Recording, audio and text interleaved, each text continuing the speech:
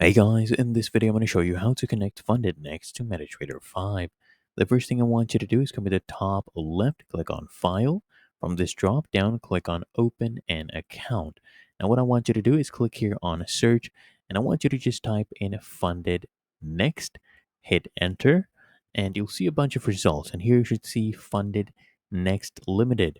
Go ahead and click here on Next once you select it.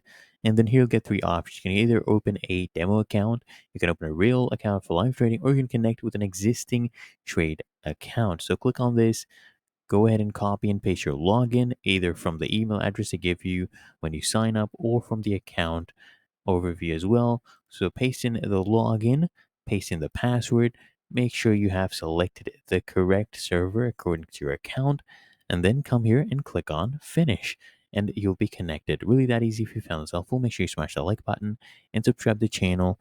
It really helps me out as well.